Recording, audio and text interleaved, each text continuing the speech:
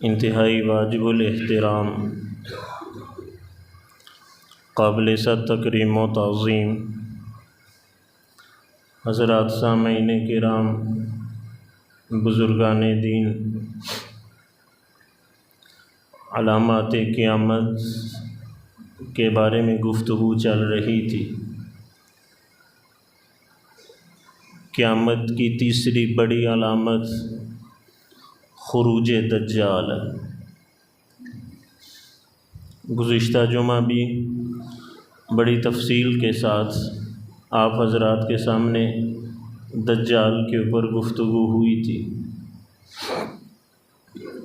آج کے اس گفتگو کے اندر صرف دو چیزیں آپ حضرات کے سامنے ذکر کروں گا۔ پہلی بات جو حضرت تمیم داری رضی اللہ تعالی عنہ کی حدیث کے اندر دجال نے 3 سوالات کیے تھے۔ سب سے پہلا سوال یہ تھا کہ نخلستان، اس کی جو کھجوریں ہیں وہ پھل دے رہی ہیں کہ نہیں۔ دوسرا سوال یہ تھا کہ بحیرہ تبریہ، اس میں پانی موجود ہے یا نہیں۔ تیسرا سوال یہ تھا کہ زغر چشمہ، اس کے اندر پانی ہے یا نہیں۔ ایک جواب تو حضرت تمیم داری نے دے دیا تھا کہ نخلستان کی کھجوریں پھل دے رہی ہیں، بحیرہ تبریہ کے اندر پانی موجود ہے، زغر چشمے کے اندر بھی پانی موجود ہے۔ اب سوال یہ ہے کہ یہ تینوں جگہیں کہاں پر ہیں اور آج ان کی حالت کیسی ہے۔ تو سب سے پہلا سوال دجال کا یہ تھا، کہ نخلستان کی کھجوریں پھل دے رہی ہیں یا نہیں۔ یاد رکھنا، نخلستان یہ پہلے فلسطین کی ایک بستی تھی، نام تھا اس کا بیسان۔ حضرت عمر رضی اللہ تعالیٰ عنہ کے دور کے اندر حضرت شرحبیل نے اس علاقے کو فتح کیا۔ اس وقت سے لے کر 1924 تک، جب خلافت عثمانیہ تار نہیں ہوئی تھی، تب تک یہ علاقہ فلسطین کا حصہ تھا۔ جب خلافت عثمانیہ ختم ہوئی، جب خلافت عثمانیہ 1924 کے اندر تار ہوئی ہے، تو یہ علاقہ، یہ بستی فلسطین سے کٹ کر اردن کا حصہ بن گئی۔ پھر 24 سال تک یہ اردن کا حصہ رہی تھی۔ 1948 کے اندر جب اسرائیل کے قیام کا اعلان کیا گیا اقوام متحدہ کی جانب سے، 47 کے اندر پاکستان بنا، 48 کے اندر اسرائیل کا اعلان ہوا، اس وقت سے پھر اردن سے لے کر یہ اسرائیل کے اندر شامل کر دی گئی ہے یہ بستی، اور آج تک یہ اسرائیل کا حصہ ہے۔ یہ تو پہلی بات ہے کہ یہ بستی کہاں پر ہے۔ تو یہ باغ، یہ بستی، یہ کھجوریں، یہ آج اسرائیل کی سرزمین، اسرائیل کے علاقے کے اندر ہیں۔ باقی رہی یہ بات کہ کھجوریں پھل دے رہی ہیں یا نہیں۔ علامہ یاقوت حموی بڑے مشہور مورخ ہیں، ان کی ایک بڑی مشہور کتاب ہے معجم البلدان۔ انہوں نے پورے علاقوں کے اوپر، پورے ممالک کی ایک تجزیہ نقل کی ہے معجم البلدان کے اندر۔ وہ اس کتاب کے اندر فرماتے ہیں کہ میں بارہا اس بستی کا چکر لگا چکا ہوں، مجھے صرف 2 کھجوریں نظر آئی ہیں جو پھل دے رہی تھی۔ صرف مجھے 2 کھجوریں، 2 درخت نظر آئے ہیں جو پھل دے رہے تھے، باقی سب کھجوروں نے پھل دینا بند کر دیا تھا۔ اور میں یہ بھی ذکر کر دوں کہ علامہ یاقوت حموی کا انتقال 624 ہجری کے اندر ہوا ہے، آج 1446 ہے۔ ان کے انتقال کو بھی تقریباً 800 ساڑھے 800 سال بیت چکے ہیں۔ وہ اس وقت فرما رہے تھے کہ میں نے اس بستی کا بارہا چکر لگایا ہے، 2 کھجوروں کے علاوہ مجھے کسی کھجور کے اوپر پھل نظر نہیں آئے۔ تو ان کی اس بات اور اس تجزیے کو بھی 800 سال بیتنے کو ہیں، تو آپ اندازہ لگا سکتے ہیں کہ آج ان کھجوروں کی حالت کیسے ہوگی۔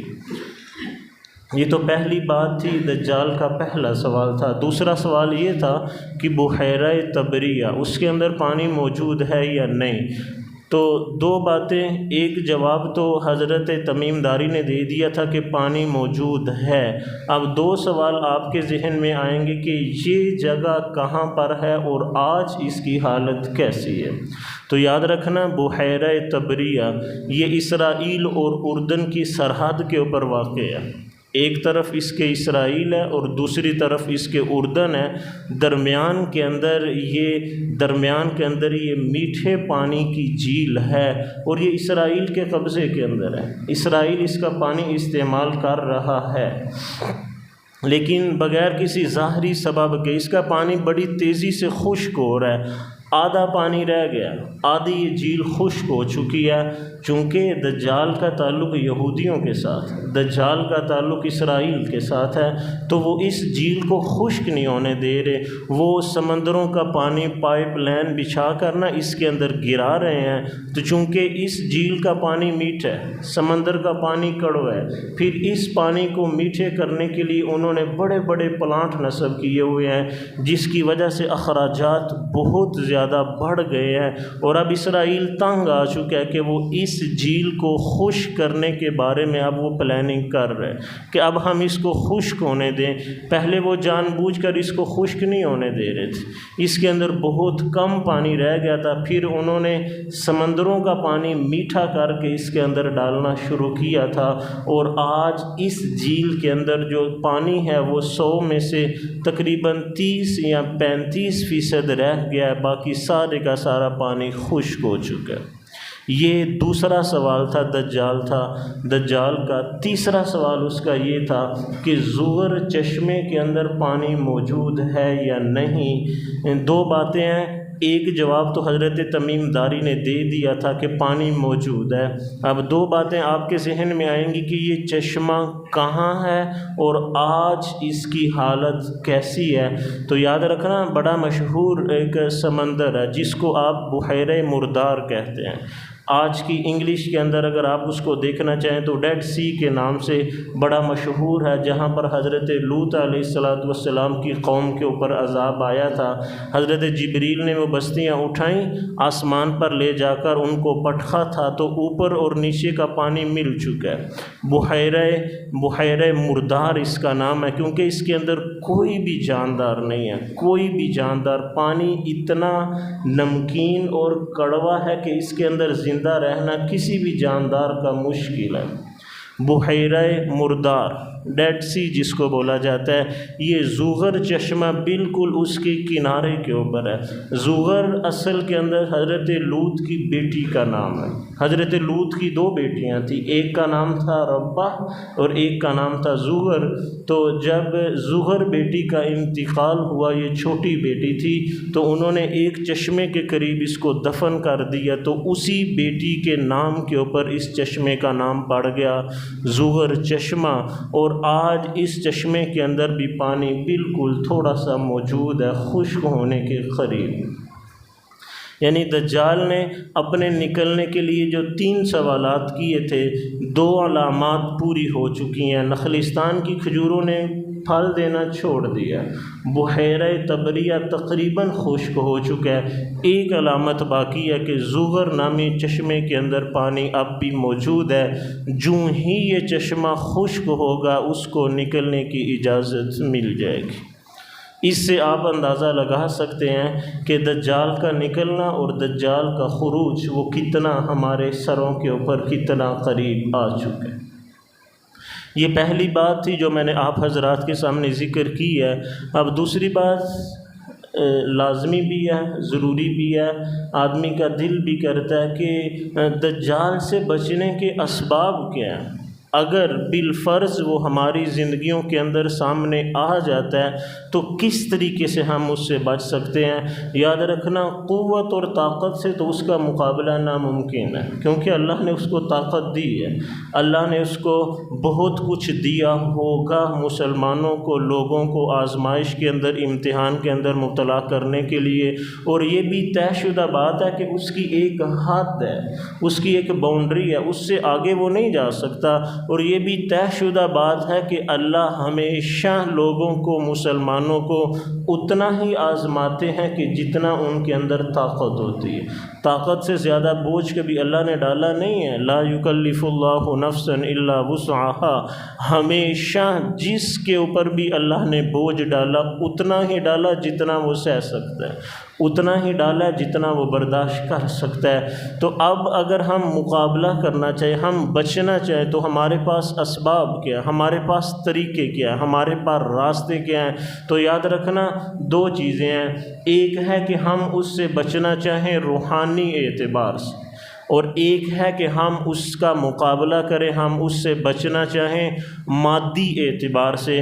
تو میں دونوں چیزیں الگ الگ ذکر کروں گا۔ سب سے پہلی بات، اگر ہم دجال سے اپنے آپ کو محفوظ رکھنا چاہیں تو بچانا چاہتے ہیں، تو روحانی اعتبار سے چند چیزیں ہمیں سامنے رکھنی پڑیں گی۔ سب سے پہلی بات کہ ہمیں فتنوں کا علم ہو، ہمیں فتنوں کا علم ہو کہ اللہ کے نبی نے کیا کیا فرمایا، قرآن نے کیا کیا فرمایا۔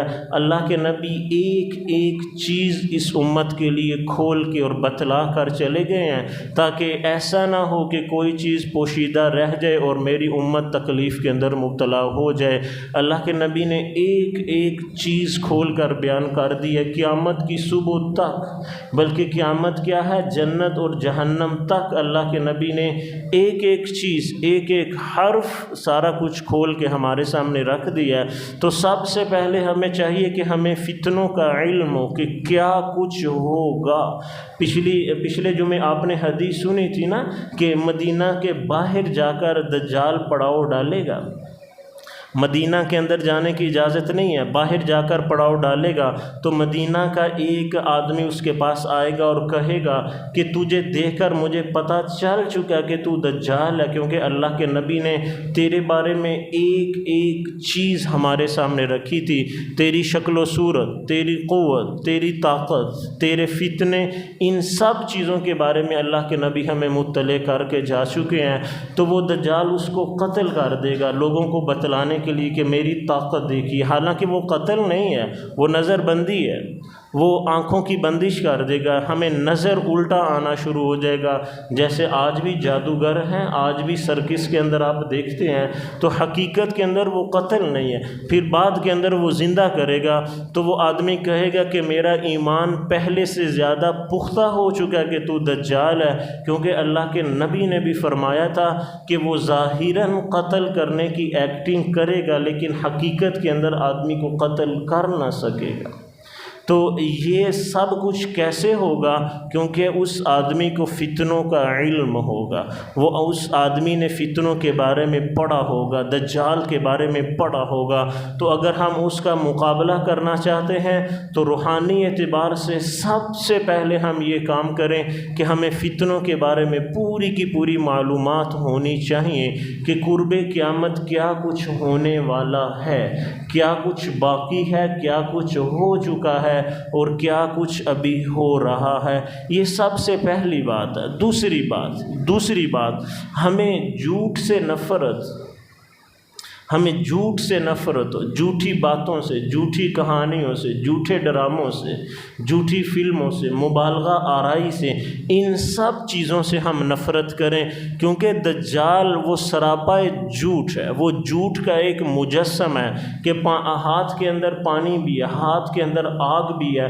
تو جو پانی نظر آ رہا ہے وہ آگ ہے، اور جو آگ نظر آ رہی ہے وہ پانی ہے۔ پاس جنت بھی ہے، پاس جہنم بھی ہے، جو جنت نظر آ رہی ہے وہ جہنم ہے، اور جو جہنم نظر آ رہی ہے وہ جنت ہے۔ تو پتہ چلا کہ دجال سراپائے جھوٹ ہے، جھوٹ کا مجسم ہے۔ تو جو آدمی جتنا زیادہ جھوٹ کے اندر ملوث ہوگا، جھوٹی باتیں کہتا ہے، لکھتا ہے، بولتا ہے، سنتا ہے، اس آدمی کو جھوٹ کے ساتھ بڑی مناسبت ہو جاتی ہے، بڑی دلچسپی ہو جاتی ہے، جھوٹ اس کے دل کے اندر بیٹھ کر اپیل کرنے لگتا ہے۔ تو جہاں بھی کہیں جھوٹی کہانی، جھوٹی باتیں، جھوٹے ڈرامے سامنے آتے ہیں تو وہ آدمی فوراً بھاگ کر وہاں اس کا دل لگنے لگتا ہے۔ اور جس آدمی کا جھوٹ کے ساتھ کوئی مناسبت نہیں ہے، کوئی تعلق نہیں ہے، جھوٹ کہتا نہیں ہے، جھوٹ سنتا نہیں ہے، جھوٹ دیکھتا اور لکھتا نہیں ہے، اس آدمی کے سامنے آپ ڈرامے کا ذکر کریں، آپ فلم کا ذکر کریں، آپ کسی جھوٹی رپورٹ کا ذکر کریں، وہ جھوٹ کی طرف جائے گا نہیں، وہ جھوٹ کی طرف مائل نہیں ہوگا۔ وہ کہے گا کہ یار میرا دل نہیں کرتا، نہیں یار میں نے نہیں جانا، میں نے لکھنا نہیں ہے، میں نے بولنا نہیں ہے، میں نے کہنا نہیں ہے۔ تو جھوٹ بول بول کے آدمی ایک وقت آتا ہے کہ وہاں پہنچ جاتا ہے کہ پھر جھوٹ اس کو جھوٹ لگتا نہیں ہے۔ تو جب دجال آئے گا، آ کر جھوٹ بولے گا، تو جو جھوٹے لوگ ہیں وہ فوراً اس کی طرف بھاگ کر چلے جائیں گے، اور جو سچے لوگ ہوں گے ان کو اس کی باتیں اچھی نہیں لگے گی، وہ اس کی طرف مائل ہی نہیں ہوں گے، وہ اس کی طرف جائیں گے ہی نہیں۔ تو ہم اپنے آپ کو سچائی کے ساتھ جوڑ کے رکھیں، ہم صداقت پڑھیں کہ سچ کیا ہے، جھوٹ کیا ہے، ہم قرآن پڑھیں، ہم احادیث پڑھیں، ہم نبی اور صحابہ کی زندگیوں کا مطالعہ کریں، ہمیں پتہ چلے کہ جھوٹ کیا ہے اور سچ کیا ہے۔ سچ کے خوبصورت ہونے کے لیے صرف یہی کافی ہے کہ کائنات کے اندر سب سے خوبصورت ترین طبقہ اللہ نے انبیاء کا بنایا، اور انبیاء کے بعد دوسرے نمبر پر جس طبقے کو رکھا ہے نا وہ صدیقین کا، جو سچ بولنے والے ہیں۔ تو دیکھیے کہ جو صدیقین ہیں وہ نماز بھی پڑھتے ہیں، وہ روزہ بھی رکھتے ہیں، وہ تہجد بھی پڑھتے ہیں، وہ جہاد بھی کریں گے، سب کچھ کریں گے، لیکن اللہ نے جو ان کو ٹائٹل دیا نا وہ نمازی ہونے کا نہیں دیا، وہ حاجی ہونے کا نہیں دیا کہ انبیاء کے بعد حاجیوں کا مرتبہ ہے، وہ مجاہد ہونے کا نہیں دیا کہ انبیاء کے بعد مجاہدین کا رتبہ ہے، وہ روزہ رکھنے والوں کا بھی نہیں دیا کہ انبیاء کے بعد روزہ رکھنے والوں کا مرتبہ ہے۔ اللہ نے کیا خوبصورت بات کہی ہے، ہمارے دلوں کے اندر صداقت بٹھانے کے لیے فرمایا کہ انبیاء کے بعد کائنات کے اندر اگر کسی کا مرتبہ ہے تو وہ صدیقین کا ہے، جو سچ بولتے ہیں، جو سچ لکھتے ہیں، جو سچ سنتے ہیں، جو سچ کہتے ہیں، جن کے دل و دماغ کے اندر سچ راسخ ہو چکا ہے، پختہ ہو چکا ہے۔ یاد رکھنا سچ بولنا یہ صداقت کی صرف ایک سطر ہے، یہ صداقت کی صرف ایک لائن ہے، یہ صداقت کا صرف ایک جملہ ہے۔ صداقت تو ایک سمندر ہے، صداقت تو ایک دنیا ہے، صداقت تو ایک پہاڑ ہے۔ ہم نے سچ صرف کہنے کو سمجھ لیا ہے، جبکہ سچ کہنا یہ ایک بہت چھوٹی سی چیز ہے۔ صداقت اور سچ یہ ماں کی گود سے لے کر مرنے تک ایک ایک چیز کے اندر اللہ نے رکھ دیا ہے۔ تو دوسرا کام، اگر ہم دجال سے اپنے آپ کو بچانا چاہتے ہیں تو ہم صداقت سیکھیں، ہم جھوٹ سے بھاگیں، ہم جھوٹ سے نفرت کریں، سچے لوگوں کے پاس جائیں، بیٹھیں، ان کے ساتھ اٹھنا رکھیں، بیٹھنا رکھیں، ملاقات رکھیں، اور جھوٹ سے، مبالغہ آرائی سے، ڈراموں سے، فلموں سے، یہ سارے کا سارا جھوٹ ہی تو ہے۔ دیکھیں تو صحیح کہ میرے معاشرے کو، نوجوان طبقے کو جھوٹ کے ساتھ جوڑنے کے لیے کیسے وہ کہانیاں لے کر آئے ہیں، ڈراموں کی شکل کے اندر، فلموں کی شکل کے اندر، بچوں کو گمراہ کرنے کے لیے کارٹون کی شکل کے اندر انہوں نے ڈرامے لکھے ہیں، انہوں نے کاپی کی ہے، انہوں نے فلمیں بنائی ہیں۔ یہ سب کچھ کیوں کیا ہے؟ یہ دجال کی راہیں ہموار کی جا رہی ہیں کہ آج ہم بچوں کو ڈراموں کے ذریعے سے، فلموں کے ذریعے سے اپنے ساتھ جوڑیں گے تو کل کو جب وہ دجال سامنے آئے گا، اس کے ایک بول کے اوپر، اس کے ایک اعلان کے اوپر سارے کا سارا معاشرہ اس کے پلڑے کے اندر جا کر بیٹھ جائے گا کہ جنہوں نے جھوٹ لکھنا، سننا، بولنا، دیکھنا سیکھ لیا تھا وہ فوراً اس طرف چلے جائیں گے، اور جو سچے لوگ ہوں گے وہ بہت تھوڑے رہ جائیں۔ سچے لوگ کتنے ہیں؟ آپ اسی سے اندازہ لگا لیجئے کہ ہمارے معاشرے کے اندر کتنے بچے ہیں جو کارٹون نہیں دیکھتے۔ سچے لوگ کتنے ہیں؟ آپ یہیں سے دیکھ لیجئے کہ میرے نوجوان طبقے کے اندر کتنے لوگ ہیں جن کو ڈراموں سے نفرت ہے۔ سچے لوگ معاشرے کے اندر کتنے ہیں؟ آپ یہیں سے دیکھ لیجئے کہ مرد اور عورت، خواتین، حضرات، یہ کتنے لوگ ہیں جنہوں نے فلموں سے اپنے دامن کو بچا کر رکھا ہوا ہے۔ یہ سارے کا سارا جھوٹ ہی تو ہے، یہ سارے کا سارا کذب ہی تو ہے، یہ سارے کا سارا دجل ہی تو ہے، یہ سارے کی سارے دجال کی راہیں ہموار ہی تو کی جا رہی ہیں۔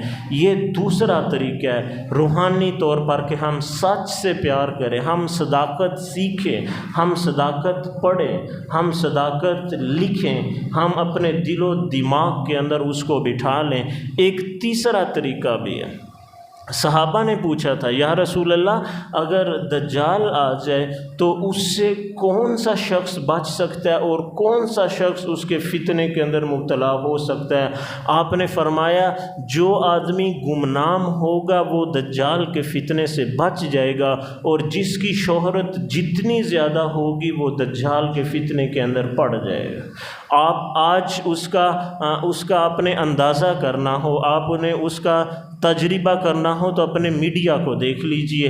آج ہمارا میڈیا جتنا مشہور ہے، جو بھی رپورٹنگ کرنی ہوتی ہے، سچ ہوتی ہے یا جھوٹ ہوتی ہے، وہ میڈیا کو دے دیا جاتا ہے، میڈیا کو خریدا جاتا ہے، میڈیا کو پیسے کے اندر تولا جاتا ہے، تو پھر وہ سچ ہے یا جھوٹ ہے پھر پرواہ نہیں ہے۔ پھر میڈیا اتنی رپورٹنگ کرے گا، اتنا زیادہ لکھے گا، بولے گا، اس کے اوپر پروگرام کیے جائیں گے کہ جھوٹی بات کو بھی ہم سچا سمجھنے کے اوپر آ جاتے ہیں۔ 3 سال پہلے ہم نے اندازہ نہیں کیا کہ جب یہ بیماری، جب یہ وبا کرونا کی آئی ہے، اتنی بڑی وبا نہیں ہے، اتنی بڑی تکلیف آزمائش نہیں ہے، لیکن میڈیا نے بول لکھ کر اس کو پہاڑ بنا کر ہمارے سامنے پیش کیا تھا، اور ہم اتنا ڈر گئے تھے کہ ہمیں اندازہ نہیں ہوتا تھا کہ اگلے منٹ کے اندر ہم زندہ بھی رہ پائیں گے یا نہیں۔ رات کو سونے کے لیے بستر پہ گئے ہیں تو صبح اٹھ سکیں گے یا نہیں ہمیں پتہ نہیں ہے۔ وجہ کیا تھی بھلا؟ کہ میڈیا نے اتنا بولا، اتنا لکھا ہے۔ تو جو آدمی جتنا زیادہ مشہور ہوگا وہ اس کے فتنے کے اندر اتنا زیادہ پڑ جائے گا۔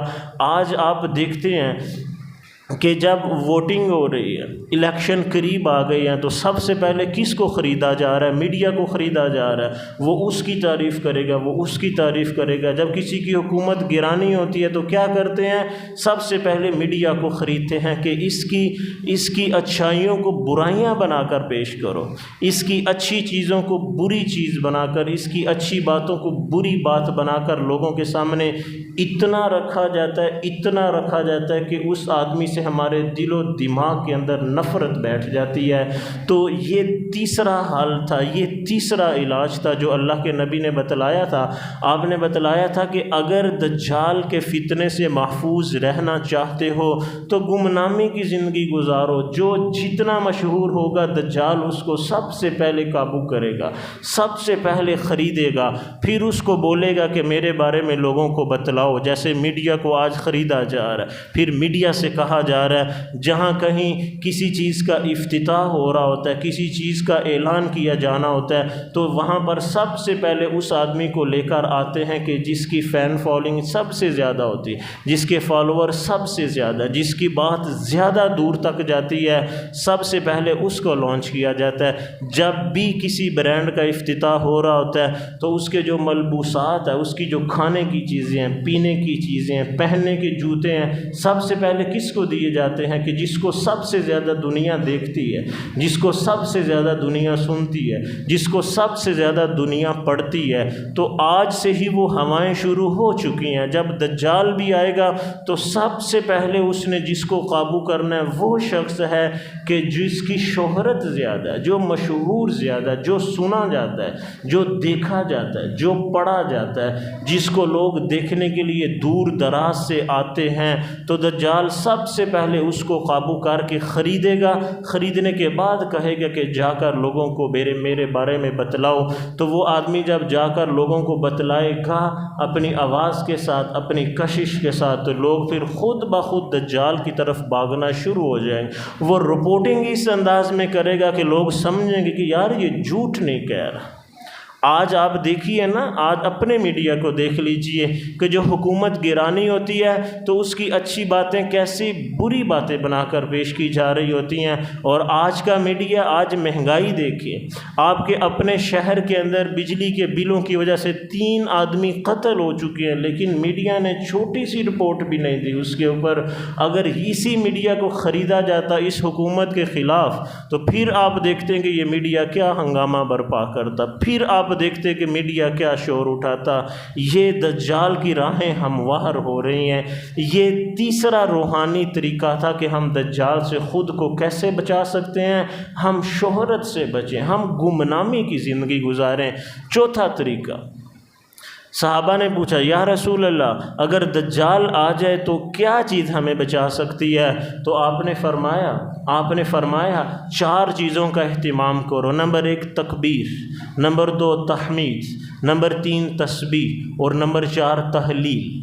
تکبیر کہتے ہیں اللہ اکبر، تسبیح کہتے ہیں سبحان اللہ، تحلیل کہتے ہیں لا الہ الا اللہ، اور تحمید کہتے ہیں الحمدللہ۔ اور یہ چاروں چیزیں تیسرے کلمے کے اندر جمع ہیں، سبحان اللہ والحمدللہ ولا الہ الا اللہ واللہ اکبر۔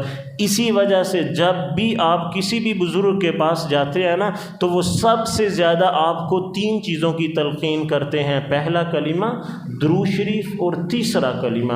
تیسرے کلمے کے بڑے فضائل آئے ہیں، تو اسی وجہ سے اللہ کے نبی بار بار تیسرے کلمے کی فضیلت بیان فرماتے تھے۔ تو دجال سے بچنے کے لیے بھی جو آپ نے فرمایا 4 چیزوں کا اہتمام کرو، اور وہ چاروں چیزیں تیسرے کلمے کے اندر جمع ہو چکی ہیں۔ پانچویں چیز اگر ہم دجال سے بچنا چاہیں تو کیا کریں بھلا؟ اللہ کے نبی نے فرمایا جو مسلمان ہر جمعے کو سورۃ الکہف کی تلاوت کرتا ہے اللہ تعالیٰ اس کو دجال کے فتنے سے محفوظ رکھے، اللہ تعالیٰ اس کو دجال کے فتنے سے بچا کے رکھیں گے، محفوظ رکھیں گے۔ ایک اور حدیث کے اندر آپ نے فرمایا جو آدمی ہر جمعے کو سورۃ الکہف کی تلاوت کرتا ہے تو پچھلے جمعے سے لے کر اگلے جمعے تک جتنے گناہ ہو چکے ہیں صغیرہ گناہ اللہ معاف فرمائیں گے۔ اور ایک اور حدیث میں آپ نے فرمایا کہ جو آدمی ہر جمعے کو سورۃ الکہف کی تلاوت کرتا ہے نا، ایک جمعے سے لے کر دوسرے جمعے تک اس کے گھر کے اندر شیاطین اور جنات نہیں داخل ہو سکتے، شیاطین اور جنات گھروں کے اندر داخل نہیں ہو سکتے۔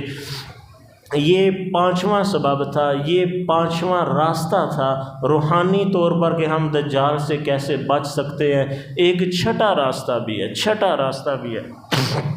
اللہ کے نبی نے فرمایا کہ جب دجال ظاہر ہونے والا ہوگا نا تو دریائے فرات بڑا مشہور دریا ہے، آپ نے فرمایا کہ اس کے اندر سونے کے پہاڑ ہیں، تو یہ دریا اپنا راستہ بدل دے گا، پہاڑ سامنے آ جائیں گے اور لوگ اس کے اوپر لڑیں گے، اور 100 میں سے 99 آدمی اس لڑائی کے اندر قتل ہوں گے اور صرف ایک آدمی بچ پائے گا۔ آپ نے فرمایا صرف ایک آدمی بچ پائے گا، 99 آدمی قتل ہو جائیں گے۔ تو آپ نے فرمایا جب یہ دریا اپنا راستہ چھوڑے، اندر سے سونا نکل آئے، تو اپنے آپ کو اس لڑائی سے بچا کر رکھنا، دجال کے فتنے سے محفوظ رہو گے۔